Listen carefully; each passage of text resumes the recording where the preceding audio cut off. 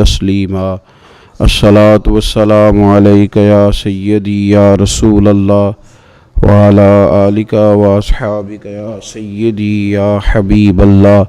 अस्सलातु वस्सलामु अलैका या सय्यदी या नबी अल्लाह व अला आलिका व अस्हाबिका या सय्यदी या रहमतल लिल आलमीन।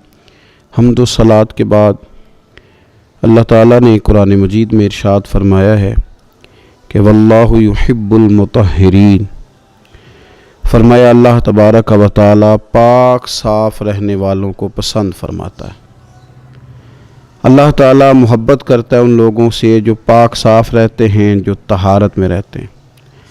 नबी पाक सल्लल्लाहु ताला अलैहि वसल्लम इरशाद फरमाते हैं, तिरमिज़ी शरीफ किताबुल अदब में हदीस मौजूद है। फरमाया अल्लाह ताला ख़ुद हर ऐब से पाक है और अल्लाह ताला बेहतरीन चीज़ों को पसंद करता है। हुजूर फरमाते हैं वो पाक साफ़ है और सफाई को पसंद करता है। अल्लाह करीम है और करम को पसंद करता है। अल्लाह सखी है और सखावत को पसंद करता है। ये जो सफाई है, सुथराई है माशरे के अंदर, सोसाइटी के अंदर, इसकी जो आदत है ये इस्लाम का एक महबूब तरीन अमल है। नबी पाक सल्लल्लाहु ताला अलैहि वसल्लम ने सफाई को निस्फ ईमान करार दिया। सफाई का माहौल बनाना, सफाई की आदत डालना, साफ़ सुथरा रहने को पसंद करना, ये मुसलमान का शेवा है। मुसलमान अपनी तबीयत के लिहाज से, अपने मज़हब के लिहाज से और अपने अकीदे के लिहाज से नफासत पसंद होता है। उसके मिजाज में ये बात शामिल होती है कि किसी किस्म की कोई भी नापाकी और किसी किस्म की कोई भी नजस चीज़ उसे महबूब ही नहीं होती, वो अच्छा ही नहीं जानता। हम ये देखते हैं कि हमारी सोसाइटी के अंदर, मुआशरे के अंदर बहुत ज़्यादा इस बात की ज़रूरत है कि सफाई की तरफ, सुथराई की तरफ, नफासत की तरफ, तहारत की तरफ तवज्जो दी जाए। आने वाली नस्ल को साफ़ सुथरे माहौल से आगाह किया जाए और उन्हें शऊरी तौर पर ये चीज़ें समझाई जाएं कि जो सफाई है ना, वो हमारे फ़कत सोसाइटी का या हमारी सेहत का या हमारे मुआशरे का नहीं, बल्कि हमारे दीन का बहुत बड़ा हिस्सा है। हम देखते हैं कि बहुत सारे लोग ऐसे हैं जिन्होंने मुख्तलिफ नामों के साथ अपने आप को उन्होंने मिला करके सफाई से अपने आप को दूर कर लिया है। कुछ लोग कहते हैं फ़लाँ बंदा बड़ा सादा है जी, बड़ा सादा आदमी है जी, उसकी सादगी की क्या सूरत है जी, वो कपड़े नहीं बदलता। तो याद रखें, सादगी और नापाकी में, सादगी और गंदगी में फ़र्क होता है। वो आदमी फ़लाँ आदमी जी मलंग आदमी है, क्या मतलब, कई के दिन मुंह नहीं धोता। तो भाई ये उसका मलंग होना नहीं है, ये उसका नापाक होना है। ये उसका उन चीज़ों को पसंद करना है जिन चीज़ों को शरीयत पसंद नहीं कर रही। देखें रसूल पाक सल्लल्लाहु ताला अलैहि वसल्लम की ज़िंदगी में जो चीज़ें हमें बड़ी ज़्यादा मिलती हैं वो ये हैं कि हुजूर का लिबास सबसे ज़्यादा सादा लेकिन सबसे ज़्यादा पाक साफ़, सबसे ज़्यादा नफासत वाला, सबसे ज़्यादा हसीन। आप सादे कपड़े पहने लेकिन साफ़ सुथरे पहने। आप अपनी ज़िंदगी में उठने बैठने में सादगी को इख्तियार करेंगे, लेकिन पाकीज़गी तो जुज़्व ईमान है, पाकीज़गी तो हुस्न है। हम अपनी आने वाली नस्ल को, आने वाले लोगों को ये बात समझाना चाहते हैं कि एक तो पाकीज़गी के साथ ज़िंदगी मैनेज हो जाती है, मुरतब हो जाती है। आप एक तरतीब के साथ वक्त गुजारने लगते हैं। आप दफ्तर से वापस आते हैं तो अगर आपने कपड़े उतार करके फेंक दिए, जूते उतार करके फेंक दिए, तो वो आदत बच्चों के अंदर तब्दील हो जाती है। वो भी स्कूल से लौट करके आते हैं तो बैग को समेट कर नहीं रखते, स्कूल के यूनिफॉर्म को किसी मुनासिब जगह पे नहीं रखते। वो फिर क्या करते हैं कि वो भी हर चीज़ को उसी तरह फेंकने के आदी हो जाते, नफासत पसंद नहीं रहते। सफाई, सुथराई, नफासत पसंदी ये दीन है। मेरे रसूल करीम सल्लल्लाहु ताला अलैहि वसल्लम ने सफाई पर ख़ास तवज्जो दी। आप देखिए हुजूर सल्लल्लाहु अलैहि वसल्लम को अल्लाह तबारक व तआला ने जो वजूद दिया था उसमें से खुशबू आती थी। हुजूर का जिस्म नूर पर मक्खी नहीं बैठती थी। नबी पाक अलैहिस्सलाम तो जब दुनिया में तशरीफ़ लाए तो रब करीम ने उस वक़्त ही महबूब को सजा संवार के भेजा था। सारा हुस्न, सारी तमानियत, सारा कुछ अल्लाह ताला ने अपने महबूब अलैहिस्सलाम को अता किया। लेकिन दुनिया में हमारी तरबियत के लिए अल्लाह के महबूब सल्लल्लाहु ताला अलैहि वसल्लम हमेशा पाक साफ रहने को पसंद करते, तलकीन करते हुजूर सफाई की। खाने से पहले हाथ धोते हुजूर, کھانے کے بعد ہاتھوں کو دھوتے نبی پاک صلی اللہ علیہ وسلم، ہر نماز کے لیے تازہ وضو کرتے، ہر وضو میں حضور مسواک کو استعمال کرتے، حضور صلی اللہ تعالیٰ علیہ وسلم کے جسم سے مستقل خوشبو آتی تھی، پھر بھی حضور خوشبو کو پسند کرتے، نبی پاک علیہ الصلوۃ والسلام کنگھا کرتے، رسول پاک صلی اللہ علیہ وسلم سر پر تیل لگاتے، نبی پاک صلی اللہ تعالیٰ علیہ وآلہ وسلم نے تو اس وقت بھی، اس وقت حضور کے وصال ظاہری کا وقت تھا، اس وقت بھی حضور نے مسواک کو پسند فرمایا۔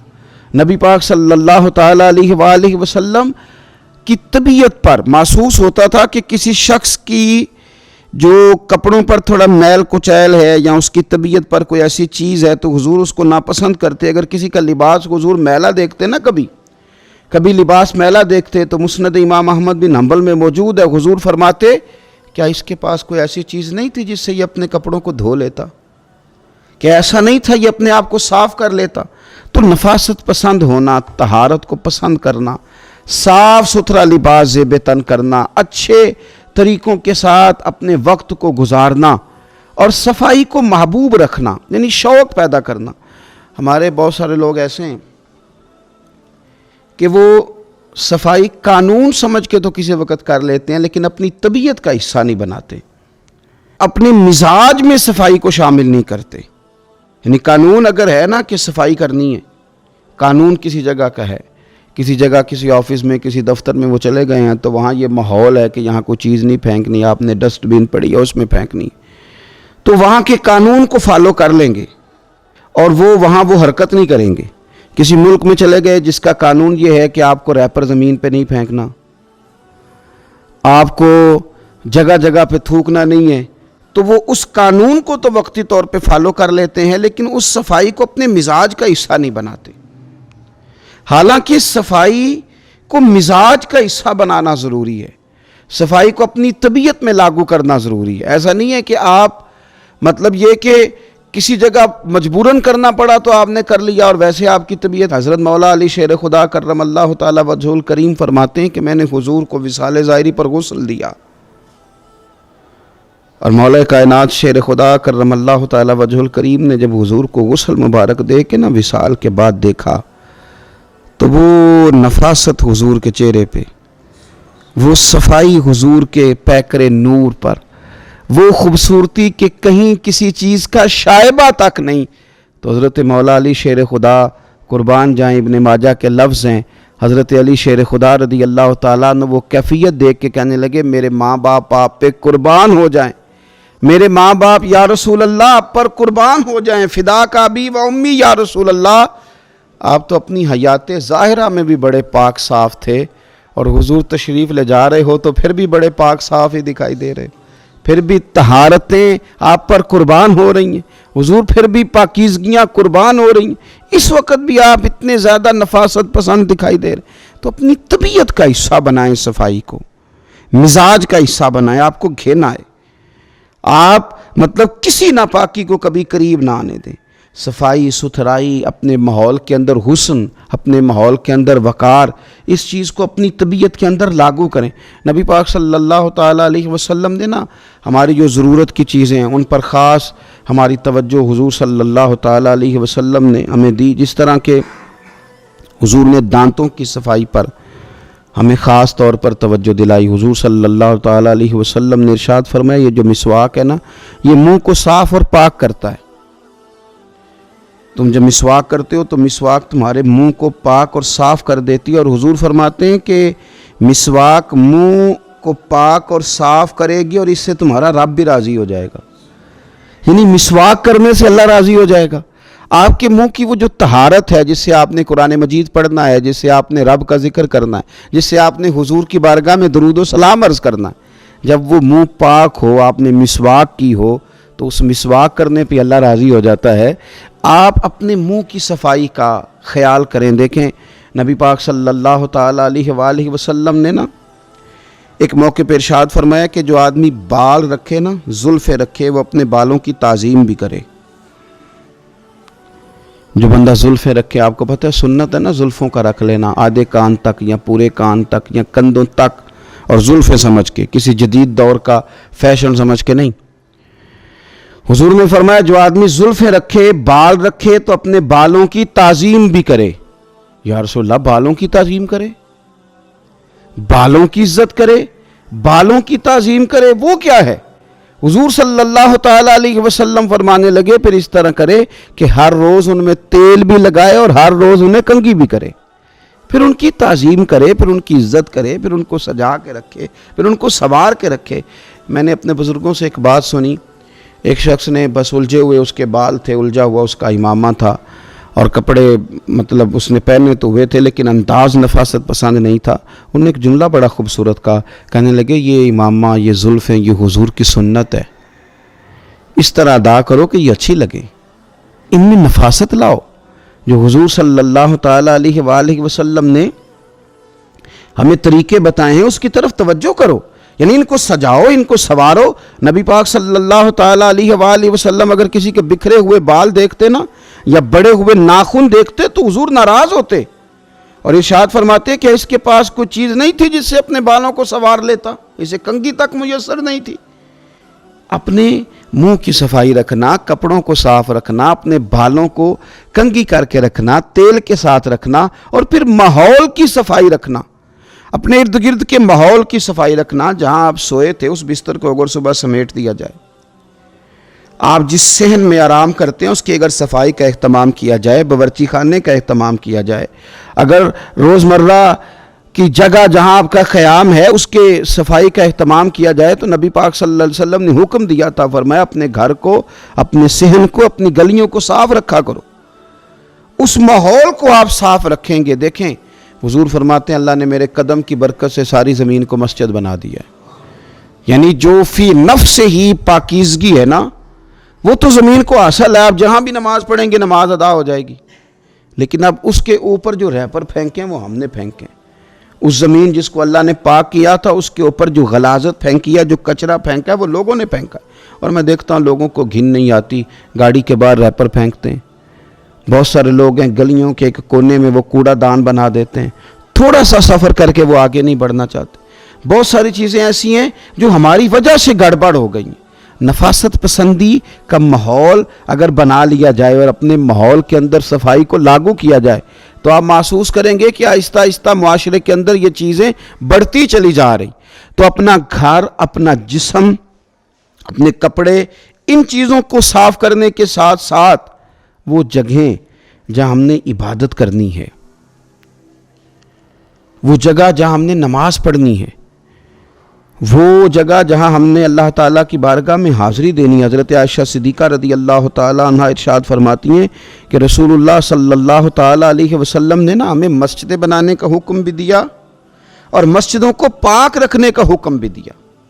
حضور نے مسجد بنانے کا حکم بھی دیا اور مسجد کو پاک رکھنے کا حکم بھی دیا، یعنی آپ کی عبادت گاہ صاف ستھری ہو، صاف ستھری ہو۔ میں کئی دفعہ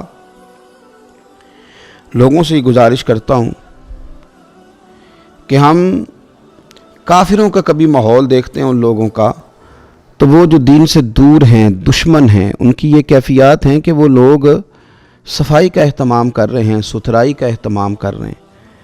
تو آپ کے تو ہمارے تو مزاج میں اور ہماری تو طبیعت کے اندر صفائی شامل تھی، ہمیں تو خاص کر کے اس کا اہتمام کرنا چاہیے۔